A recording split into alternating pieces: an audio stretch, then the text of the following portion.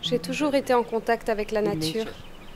J'ai toujours préféré vivre dans des villages, dans la campagne, plutôt qu'en ville. Depuis toutes ces années que je vis ici en Inde, j'ai été beaucoup confrontée aux fermiers, dans différents États de l'Inde, au début dans le nord et aujourd'hui ici, au sud. Au niveau de l'expérience pratique, celle-ci est la dernière. Il y a 2 ans, j'ai vécu pendant 4 ans dans une ferme organique.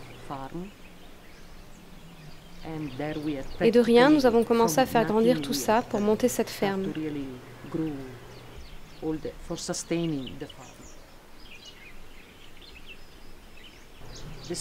Le changement est très facile, car il n'y a rien à faire.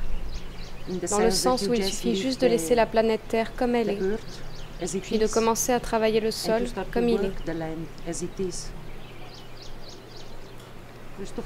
Premièrement, il faut laisser le sol se régénérer. Dans le cas où il aurait été exposé à des produits chimiques avant, il faut le laisser se remettre.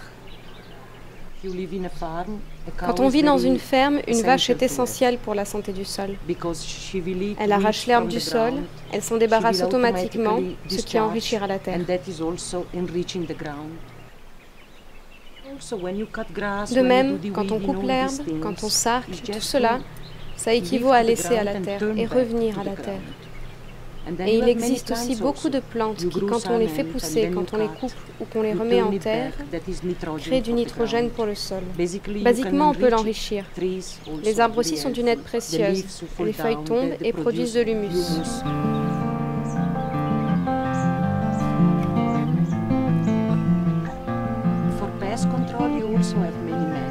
Pour le contrôle des parasites, il existe aussi beaucoup de méthodes. Pour la plupart, on peut utiliser le tabac, les extraits de tabac. Beaucoup de plantes comme le nîmes, ce sont des plantes amères, très amères, dont on fait des extraits. La nature a besoin de patience. Être patient, je veux dire.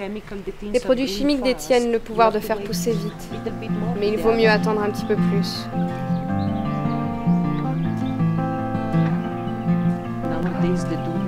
De nos jours, on fait une agriculture complètement stérile. Pas un seul brin d'herbe est laissé. Et on ne devrait pas faire ça. L'herbe devrait être là. Dieu a créé la perfection. Nous seulement sommes imparfaits au milieu. Dans chaque endroit, il existe une herbe différente. Cette herbe est bonne pour cet endroit. Des plantes poussent ici et ne poussent pas là-haut. Cela crée une balance, l'écosystème de ce lieu. Être en Alaska et manger des mangues, ceci peut créer un déséquilibre pour notre propre corps. Pas dans l'immédiat, mais à la longue, il y a une réaction en chaîne.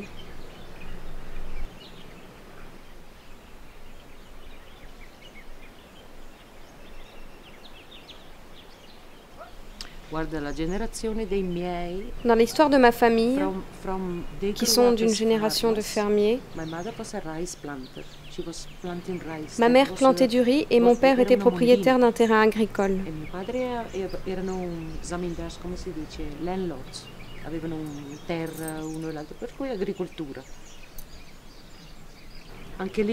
Au début, tout ce que nous cultivions était organique.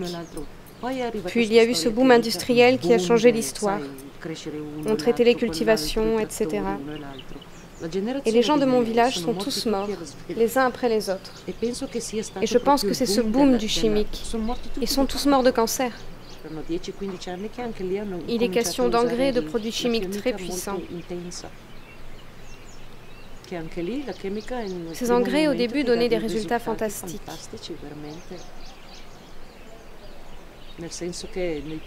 Dans le sens où la première fois où on les a utilisés, c'était complètement différent d'un jardin organique, où tous les fruits sont minuscules, parce qu'ils ont poussé de manière organique, et ne grossissent pas, ils restent petits. On n'avait pas ces carottes bien grosses, bien oranges. Tout est de la même taille avec le chimique, de la même belle couleur.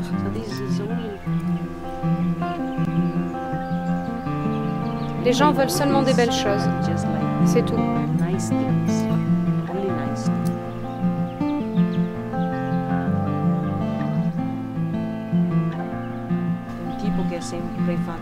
Un homme qui possédait une coopérative agricole et qui utilisait des engrais et des produits chimiques a commencé à avoir des crises d'épilepsie.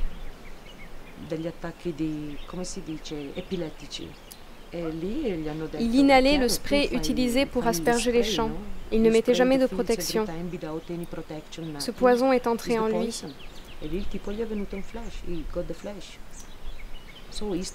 C'est après qu'il a démarré sa ferme organique et a prévenu les gens du danger.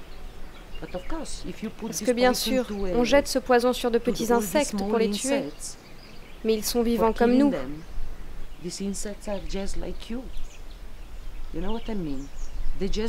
Eux meurent une fois, mais nous, on meurt à petit feu. Mais nous pouvons toujours utiliser un nouveau système. Les gens doivent réaliser. Des fois, nous faisons des erreurs et des fois, nous comprenons. Si on ne fait pas ces erreurs, nous ne comprendrons jamais. Si tu manges bien, tu es heureux, non? Parce que physiquement, tu es en bonne santé.